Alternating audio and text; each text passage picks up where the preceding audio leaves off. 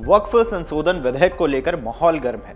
लगातार चर्चा हो रही है, विपक्ष लगातार इस पर सवाल उठा रहा है, सरकार अपना पक्ष रख रही है। ऐसे में कब ये बिल पास होगा, इसको लेकर अब बीजेपी के मंत्री ने सही तारीख बता दी है। यानी साफ शब्दों में कहें तो केंद्र सरकार ने वक्फ संशोधन विधेयक को लोकसभा में पेश करने की तैयारी कर ली है। खुद केंद्रीय मंत्री किरण रिजिजू ने इस बात की जानकारी दी है। उन्होंने बताया है कि हम कल तारीख बता देंगे कि वक्फ बिल कब ला रहे हैं। यही नहीं, उन्होंने विपक्ष से बिल पर सदन में चर्चा की बात कही है, जिसके बाद से ही इस पर विपक्ष के कई नेताओं के बयान सामने आए हैं। बहरहाल विपक्ष के ये नेता इस पर क्या कुछ बोल रहे हैं, पहले उनका ये बयान सुन लीजिए। नहीं, वक्फ बोर्ड के खिलाफ हैं हम लोग। इसलिए खिलाफ हैं क्योंकि भारतीय जनता पार्टी हर जगह हस्तक्षेप करना चाहती है।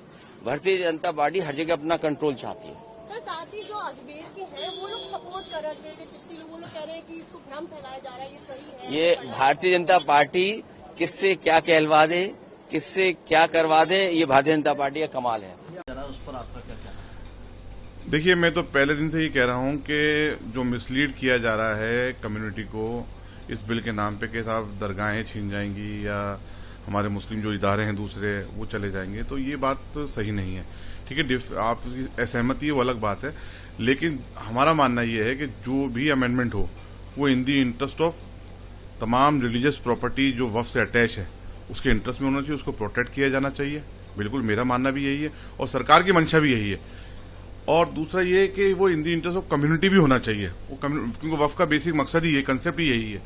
और जो गुमराह कर रहे हैं, मैं उनसे तमाम लोगों से ये अपील करूंगा कि वक्त गुमराह करने का नहीं है, सब मिलकर के अच्छा एक्ट पास कराएं। वक्त की जरूरत है और इसको कतई आम मुसलमान ये ना समझे कि ये इस्लाम के खिलाफ काम हो रहा है। नहीं, ये भारत सरकार ने 1954 में एक कानून बनाया था जो समय समय पर अमेंडमेंट होता गया है और दोबारा अमेंडमेंट हो रहा है। बिल लाने के लिए तैयार है। लाए, सदन इसी के लिए है, सदन इस पर चर्चा करेगा और हम तो सरकार से कहेंगे कि सभी दलों में सहमति बनाकर जो विपक्ष के सकारात्मक प्रस्ताव हैं उनको मानते हुए इस बिल को पास किया जाए। जयराम रमेश ने कहा कि ये एंटी कॉन्स्टिट्यूशनल है, कांग्रेस पार्टी इसका विरोध कर रही है। वो ऐसा दिखा रहे जैसे हम लोग प्रॉपर्टी छीन रहे हैं, उसका पूरा ये लोकतंत्र में संपूर्ण तानाशाही है। समाजवादी पार्टी और हमारे नेता माननीय अखिलेश यादव जी डे 1 से वक्फ बिल का लाने का ही सदन में विरोध हम लोग कर रहे थे। सदन में आया तो हम लोगों के विरोध की वजह से इसे ज्वाइंट पार्लियामेंट कमेटी को सौंपा गया। हमारे मेंबर मुहिबुल्लाह नदवी सहित विपक्ष के जितने भी मेंबर थे उनके एक भी अमेंडमेंट को स्वीकार नहीं किया गया। वक्फ बिल को लेकर के सड़कों पर भी आम आदमी उतर करके अपनी बात रखने का प्रयास कर रहा है, क्योंकि उसे लग रहा है कि सदन में उसे न्याय नहीं मिल पा रहा है। कहीं न कहीं भारतीय जनता पार्टी की निगाह इस देश की बेशकीमती वक्फ जमीनों पर है, जिसको कब्जा करके अपने उद्योगपति मित्रों को देना चाहती। हमें पूरी आशंका थी कि इसी सेशन में लास्ट के दिनों में ये वक्फ बिल लाएंगे और अगर ये लाते हैं तो इसका जम करके विरोध सदन के अंदर भी समाजवादी पार्टी करेगी और सदन के बाहर भी इसका विरोध करेगी। इसमें कांग्रेस का कहना यह है कि हम इसका विरोध करेंगे।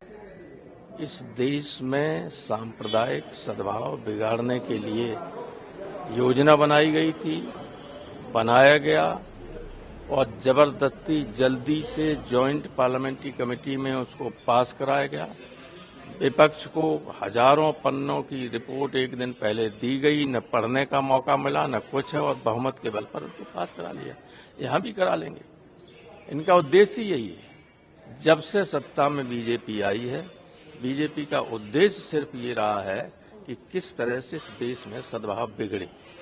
सर, किरण रिजिजू का कहना है कि मासूम मुसलमानों को वक्फ अमेंडमेंट बिल को लेकर गुमराह किया जा रहा है। कुछ लोग इसे गुमराह कर रहे हैं, ऐसे दिखा रहे हैं कि जैसे प्रॉपर्टी छीनने की वो लोग कोशिश कर रहे हैं। प्रॉपर्टी छीन रहे ही ऐसा है। ये तो बिल आ रहा है, बिल नहीं आया उससे पहले प्रॉपर्टी नहीं छीनी जा रही।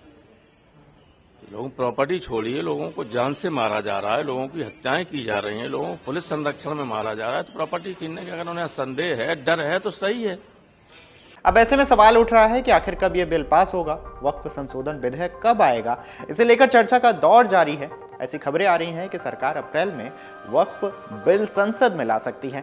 अल्पसंख्यक मामलों के केंद्रीय मंत्री किरण रिजिजू ने कुछ दलों और संगठनों पर मुस्लिमों को गुमराह करने का आरोप लगाते हुए कहा है कि सरकार की मंशा संसद के इसी सत्र में वक्फ संशोधन विधेयक पारित कराने की है। रिजिजू ने कहा है कि विधेयक पर सभी सहयोगी दल, केरल के बिशप सहित कई मुस्लिम संगठन सरकार के साथ हैं। ऐसे में आवश्यक हुआ तो विधेयक को पारित कराने के लिए सरकार सत्र का विस्तार भी करेगी। उन्होंने संकेत दिए हैं कि विधेयक लोकसभा में बुधवार को पेश किया जा सकता है। रिजिजू ने प्रेस कॉन्फ्रेंस में कहा कि विधेयक को लाने की तैयारी पूरी कर ली गई है। इसका उद्देश्य वक्फ की कार्यप्रणाली में पारदर्शिता लाना है और जवाबदेह बनाना है। इसका लाभ गरीब मुसलमानों, महिलाओं व बच्चों के लिए सुनिश्चित करना है। विधेयक को असंवैधानिक बताने पर ऐतराज जताते हुए कहा कि देश संविधान से चलता है। रिजिजू ने कहा कि सरकार को पता है कि विधेयक से कौन परेशान है। वे परेशान क्यों हैं? जिन्होंने वक्फ की करोड़ों की संपत्ति दशकों से कब्जा कर रखी है। इसमें राजनीति करने वाले मुस्लिम संगठन और AIMIM के मुखिया असवुद्दीन ओवैसी जैसे लोग हैं।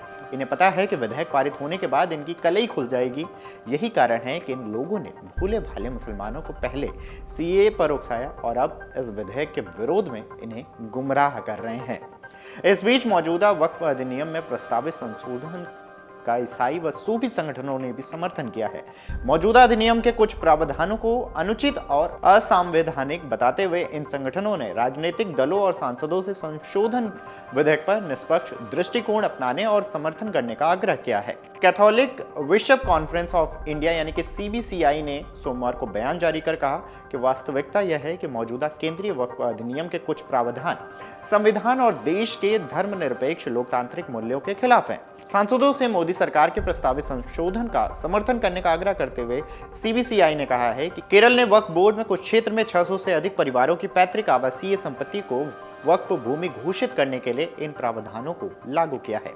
केवल एक ही कानून संशोधन ही स्थायी समाधान प्रदान कर सकता है और इसे जनप्रतिनिधियों की ओर से मान्यता दी जानी चाहिए। बहरहाल विपक्ष के हंगामे के बीच अब जो तारीख सामने आई है उस पर आपकी क्या राय है, हमें कमेंट करके जरूर बताएं। अगर आप ये वीडियो YouTube पर देख रहे हैं तो हमारे चैनल को सब्सक्राइब कर बेल आइकन दबाएं और Facebook पर देख रहे हैं तो हमारे पेज को लाइक करें। 8 मिलियन प्लस सब्सक्राइबर, आपके इस भरोसे के लिए बहुत धन्यवाद।